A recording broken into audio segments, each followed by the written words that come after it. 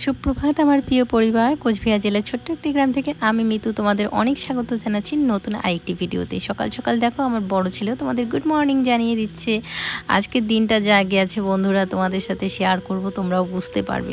তো যাই হোক, এদিকে সকাল সকাল তোমাদের দাদাভাই দেখো জাল তুলে নিয়ে আসলো। কালকে যেই জালটা বসানো হয়েছিল আজকে দেখো কতগুলো মাছ পড়েছে, আর সব মাছ কিন্তু পুঁটি মাছ, তারপর হচ্ছে কয়েকটা কি বলে ওটাকে শিং মাছ, তারপরে হচ্ছে ট্যাংরা মাছ, এই সমস্ত মাছ পড়েছে। বেশি মাছের নাম জানি না কিন্তু। তো আরও কি গতা মাছ, আরও কি মাছ আছে, ওই সব মাছ পড়েছে। দুটো জাল বসিয়েছে, বেশ ভালোই মাছ হয়েছে, ভাজা খাওয়ার মাছ। শিং মাছগুলো হয়েছে, এটা আমার দুই ছেলেকে আমি ঝোল রান্না করে দেবো পাতলা করে জিরে আর আদা দিয়ে। এইভাবেই আজকের আমাদের সকালটা শুরু হলো। তো দেখতে থাকো আজকের ব্লগটা, তোমাদের সাথে অনেক কিছু শেয়ার করব।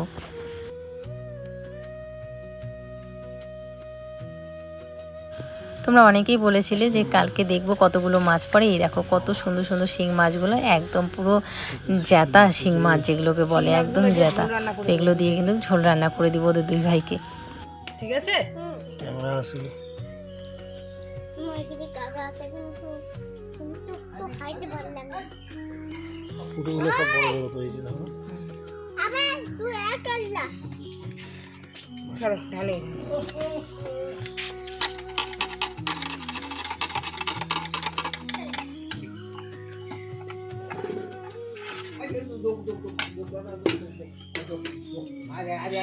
মারো ওইটাকে, যেটা চিন্তা সেটা মারি দাও, ভালো লাগে। কোনটা এটা? এটা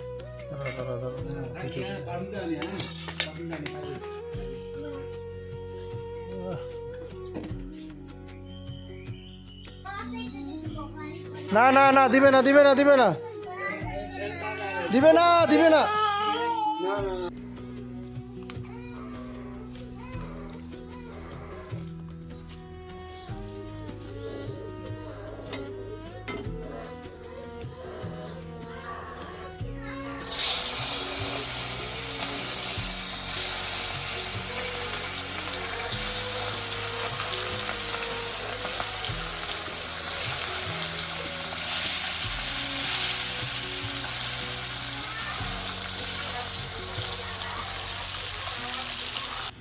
শুনতে পারছো, দুই ছেলে অনবরত কন্টিনিউ কান্না করছে। শুধু আজকে থেকে না, কালকে রাত্রে থেকে। বড়টা রাত্রে থেকে না, ছোটোটা রাত্রে থেকে কান্না করছে। কি জানি কি অসুবিধা হয়েছে। আর এদিকে দেখো যে মাছগুলো এখন আমি ভাজা করছি, ছুরিমারা ফুলগুলো মানে ইসে করবো আর কি। এদিকে দেখো দুইজনকে কাঁঠাল দিয়ে বসিয়েছে, যে কাঁঠাল খা চুপচাপ, তাও না, শুধু কান্নাই করে যাচ্ছে, কান্নাই করে যাচ্ছে। আসলে বড় ছেলে জিদ করছে, ও সাইকেল নিয়ে রাস্তায় যাবে। আর রাস্তাটা এত পিছলা হয়েছে, কন্টিনিউ কদিন ধরে বৃষ্টি হয়েছে। আর আমাদের এখানে রাস্তাগুলো তো ঢালাইয়ের রাস্তা, কত পিছলা বলো। ওরা কিছুতেই শুনবে না, ও রাস্তায় গিয়ে সাইকেল চালাবে। একজনকে দেখেছে চালাতে, ব্যাস ও চালাবে। তো ওকে না করা হয়েছে, ব্যাস ও কান্না শুরু করে দিয়েছে। বলে ও চালাচ্ছে, আমি কেন চালাবো না? আমি যতই বলছি বাবা ও বড়, তুমি ছোট, কিছুতেই শুনবে না। তো কি করব আর। তো তারপরে আস্তে করে শান্ত করানো হলো আর কি। এক জামাইবাবু এসছে, দেখতেই পাচ্ছ। এই দেখো কীরকম কান্না শুরু করেছে ও।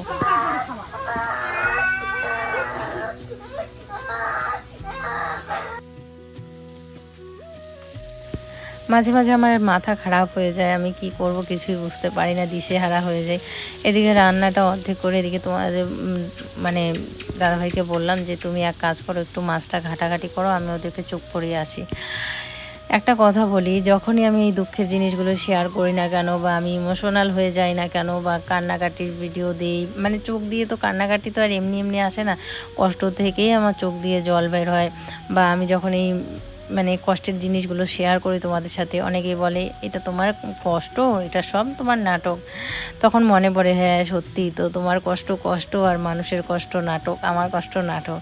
আসলে যে যেই জায়গায় থাকে, যেই জায়গার পরিস্থিতিটা সেই বুঝতে পারে, অন্য কেউ সেটা বুঝতে পারবে না। আমার জায়গাটাতে শুধুমাত্র আমিই বুঝতে পারবো যে আমি কীরকম সিচুয়েশনে থাকি, কীরকম করে আমি সমস্ত কিছু হ্যান্ডেল করি। তো দেখো এই বাকি রান্নাগুলো কিন্তু বড়ই করছে, অনেক হেল্প করে, সত্যি আমি মানে ভাষায় প্রকাশ করতে পারবো না, অনেক হেল্প করে। জামা কাপড় অনেক সময় ভেজানোই থাকে, ও অনেক সময় চিপে মেলে দেয়, বা আমি চিপে রাখি, মেলার সময় পাই না, সেটা মেলে দিবে। এই যে রান্না দেখো হাফ করে রেখেছি, রেখে এদিকে ওদেরকে শান্ত করার জন্য, চুপ করার জন্য গেলাম, তখন এই যে বাকি রান্নাটা করলো। এটা হচ্ছে ছুরিমারা ফুল। তো এটা কিন্তু ভালো করে ধুয়ে তারপরে হচ্ছে গরম জল দিয়ে আরেকবার ধুয়ে তারপরে এদিকে ভাজা করা হচ্ছে। পেঁয়াজ টেয়াজ এটার মধ্যে কিছুই দিই না, লঙ্কাও দিই না, কারণ ছোট ছেলে এটা খুব ভালোবাসে। এদিকে দেখো আমাদের গাছ থেকে বেগুন নিয়ে আসছে, আমাদের বেগুন ক্ষেত থেকে তুলে যে তোমাদের দেখাবো সেটারই সময় নেই। দেখো কতগুলো বেগুন নিয়ে আসছে বাবা, তার সাথে কিছু শাক নিয়ে আসছে, কুমড়ো শাক। তো এটা রান্না করব কুমড়ো শাক ঝোল ঝোল করে। আজকে বেশি কিছু আইটেম করব না, কারণ এত কিছু রান্না করার সময় নেই, আবার ব্র্যান্ডেড ভিডিও আছে সেগুলো করতে হবে। ছুরিমারা ফুলের ভাজা করব, মাছ ভাজা করব, ছেলেদের জন্য ওই যে শিং মাছের ঝোল করব, আর এই যে আমাদের সবার জন্য ছুরিমারা ফুলের ভাজা আর আলু বেগুন দিয়ে কুমড়ো শাকের ঝোল, ব্যাস এটাই। আর কিচ্ছু রান্না করতে পারবো না আজকে, কারণ আমার পরিস্থিতি আজকে খুবই খারাপ হয়ে যাচ্ছে।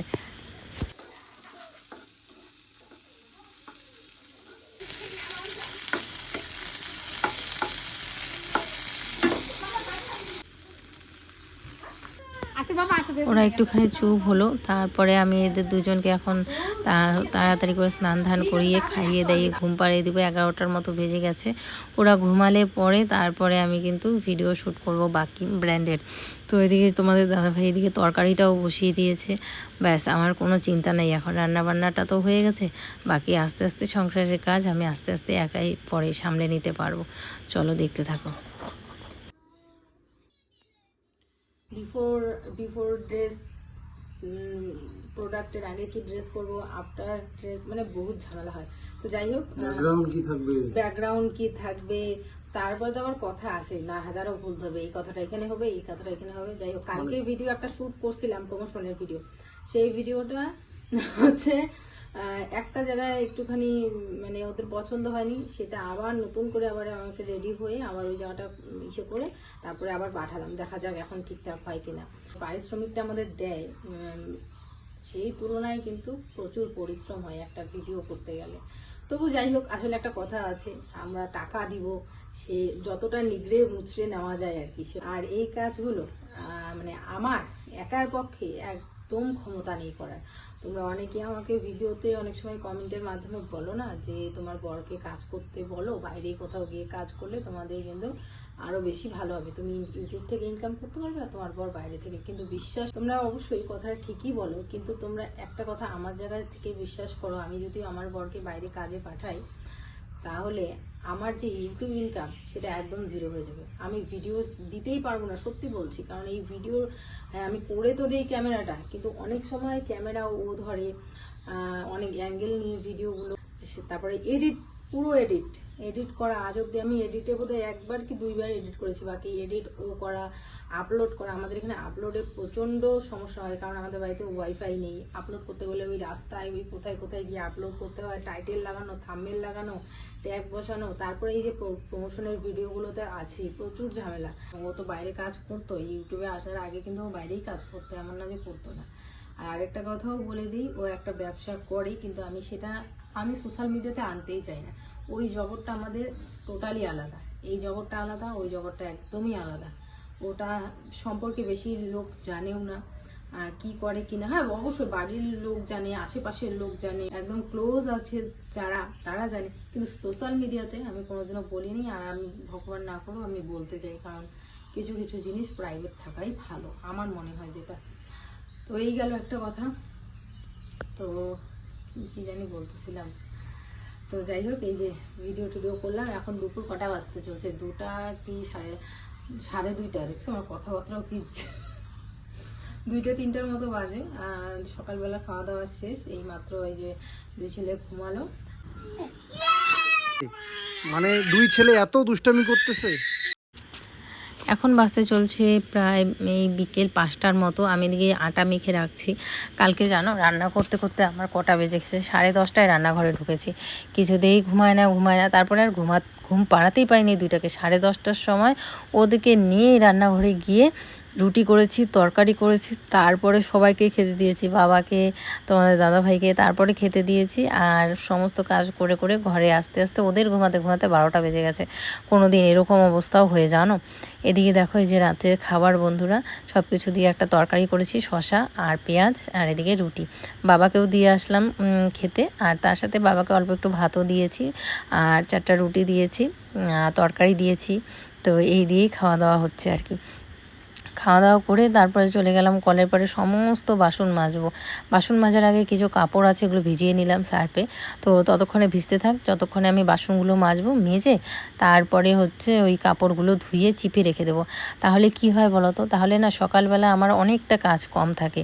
যেরকম দেখো বাসন মাজা থাকে, কাপড়গুলো ধোয়া থাকে, শুধু মেলে দিলেই হবে। খালি ঘুম থেকে উঠে বাসি উঠানটা তো ঝাড় দিতেই হবে, সেটা বৃষ্টি হোক যাই হোক। বাসি উঠান আমাদের এখানে গ্রামের প্রত্যেকটা বাড়ির নিয়ম, বাসি উঠান ঝাড় দিতেই হবে। তাছাড়া তুমি কিন্তু রান্নাঘর বা পুজো স্নান করে কোনো লাভ নেই, মানে বাসি উঠানটা ঝাড় দিতে হয়। তো বাসি উঠানটা ঝাড় দিব সকালে ঘুম থেকে উঠে, ব্যাস তারপরে স্নান করে পুজো দিয়ে তারপরে রান্নাঘরে বাচ্চাদের খাবার দাবার সমস্ত কিছু করতে পারবো। এটা যদি মানে জামা কাপড় ধোয়া থাকে বা বাসন মাজা থাকে খুব সুবিধা হয়। তো সেই জন্যই আর কি প্রতিদিনই চেষ্টা করি, কিন্তু ওই যে এক দিন হয়ে উঠতে পারে, মানে হয়ে ওঠে না আর কি। তো সেই জন্য দেখো আজকে তো 2 ছেলে ঘুমিয়ে পড়েছে, খাইয়ে দাইয়ে ওদের ঘুম পাড়িয়ে দিয়েছি। এখন এই যে আমাদের খাওয়া দাওয়া হলো, এখন এই যে বাসনগুলো মাজবো, তারপরে কাপড়গুলো মানে ভালো করে চিপে ধুয়ে চিপে একটা বালতিতে রেখে তারপরে একটা বড় গামলা দিয়ে ঢাকা দিয়ে রাখি। নাহলে কি বলো তো, আমাদের এখানে যে যোগের উৎপাত, মানে কি বলো তো, বাড়িতে সব চারিদিকেই তো গাছ গাছ গাছ, তারপরে এটা সেটা আছেই। তো যোগগুলো না প্রচুর হয়েছে, এত যোগ হয়েছে, বালতি টালতিতে উঠে থাকে, খুব ঘৃণা লাগে, খুব খারাপ লাগে। তো সেই জন্য বড় গামলা দিয়ে সুন্দর করে মানে ঢেকে রাখি আমি।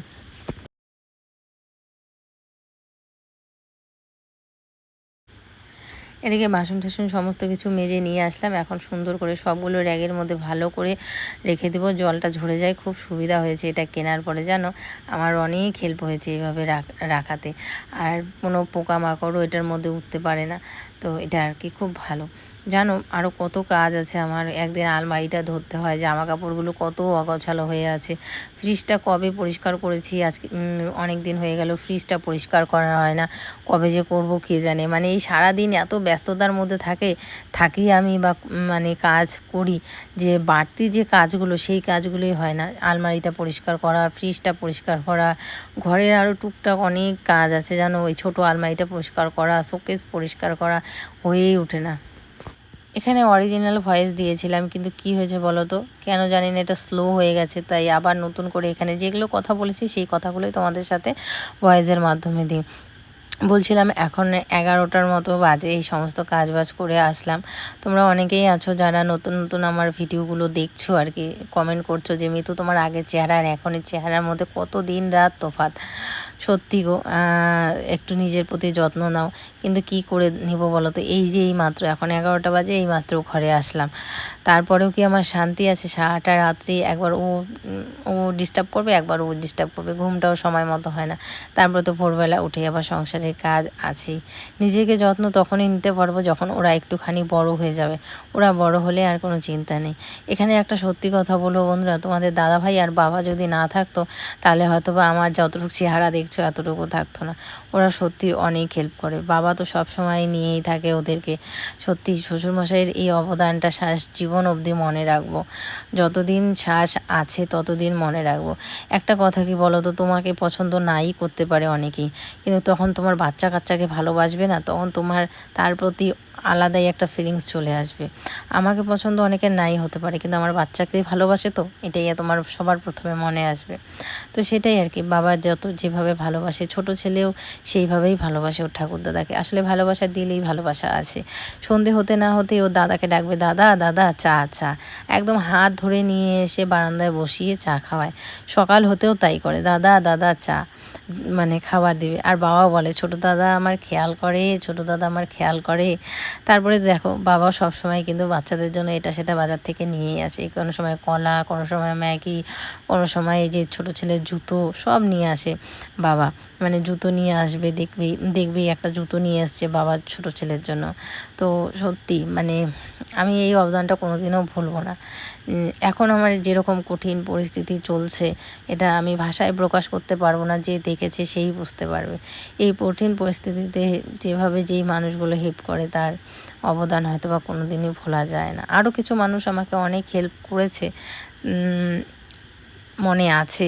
সত্যি কথা বলতে আমি কোনোদিনও ভুলবো না, কারণ উপকার কোনোদিনও ভোলা যায় না। আমার আরও কঠিন পরিস্থিতি ছিল, তখন আমাকে হেল্প করেছে, এটা অস্বীকার করার না। সেটা যেরকম পরিস্থিতিই হোক না কেন, আমি কোনোদিনও ভুলবো না, করেছি হেল্প। সেটা মানে সূর্যের মতো সত্যি। তো যাই হোক বন্ধুরা, আজকের ব্লগটা কেমন লাগলো অবশ্যই কমেন্ট করে জানিও। দেখা হচ্ছে আগামীকাল আরেকটি সুন্দর ভিডিওর সাথে। সবাই খুব ভালো থেকো, সুস্থ থেকো, এভাবেই আমার পাশে থেকো। ভিডিওগুলো হয়তো বা এখন অনেক ছোট হয়ে যাচ্ছে, কি করব বলো বন্ধুরা, সবসময় তো ক্যামেরাটা ধরে ভিডিও করাও সম্ভব হয় না। তো সেই জন্য হয়তো বা ভিডিওগুলো ছোট ছোট হচ্ছে। আসলে এই 2-4টা বছর আমার খুব কঠিন যাবে, বা আমার খুব খারাপ পরিস্থিতি থাকবে এই 2-4 বছর। ঠিক 2-4 বছর যখন পেরিয়ে যাবে, তখন হয়তো বা পরিস্থিতিটা আলাদা হবে। তখন থাকবে, এমন না যে তখন আমার ঝামেলা মুক্ত থাকবে, তা না। তখন ওদের স্কুল থাকবে, টিউশন থাকবে, তখন ঝামেলাটা অন্যরকম। এখন যেরকম ঝামেলা হচ্ছে, যে রান্নাটাই করতে পারি না, স্নানটাই করতে পারি না, খাওয়া দাওয়া করতে পারি না, ঘুমাতে পারি না, সেই পরেশানগুলো তখন আর হবে না। তখনের চিন্তাভাবনাগুলো অন্যরকম। টিউশন, কলেজ, তারপরে পড়াশোনা কীরকম করছে না করছে, এরকম ভাবনা চিন্তাগুলো থাকবে, তাই না? তো জানি না আমি আলমারিটা কবে গোছাতে পারবো, কারণ আলমারিটার প্রচণ্ড খারাপ অবস্থা। কেউ যদি দেখে পুরো পাগল হয়ে যাবে যে এরকম পরিস্থিতি আলমারির। আমারও ভয়েস দিতে দিতে যেন ঘুম পেয়ে যাচ্ছে। এখন 11:30 12টার মতো বেজে গেছে। এই ভয়েসটা দিয়ে কমপ্লিট করে ভিডিওটাকে সেভ করে ভিডিওটাকে আপলোডে বসিয়ে রাখবো। তাহলে কালকে থেকে আবার সকাল থেকে নতুন ভিডিও শুরু করতে পারবো। অতটা সহজ নয়। কিছু মানুষ যখন এসে কমেন্ট করে যায় যে কোনো ব্যাপার না, কোনো ব্যাপার না, আসলে না, জীবনটা এত সহজ না, আর বাস্তবটাও এত সহজ না, বহুত কঠিন। যে যেই জায়গায় থাকে সেই জায়গার মর্ম সেই বুঝতে পারে। যারা প্ল্যাটফর্মে থাকে রেল স্টেশনে, তারা সেই জায়গাটা বুঝতে পারে। আর যারা দোতলা বাড়িতে থাকে, তারা সেই জায়গাটা কোনোদিনও বুঝতে পারবে না। এই হচ্ছে বন্ধুরা তফাৎ। তো যাই হোক, অনেক কথাই বলে ফেললাম। ভুল ত্রুটি হলে ক্ষমা অবশ্যই করে দিও। আজকের জন্য বিদায় নিচ্ছি। সবাই খুব ভালো থেকো, সুস্থ থেকো, এভাবেই পাশে থেকো। তোমাদের সাপোর্ট ছাড়া কোনো দিনও এই জায়গাতে আসতে পারতাম না। আর তোমরা যদি সাপোর্ট না করো, আরও দূরেও এগিয়ে যেতে পারবো না। তো প্লিজ আমাকে সাপোর্ট করো, এইভাবেই ভালোবাসা দিও। আজকের জন্য টাটা, সবাই খুব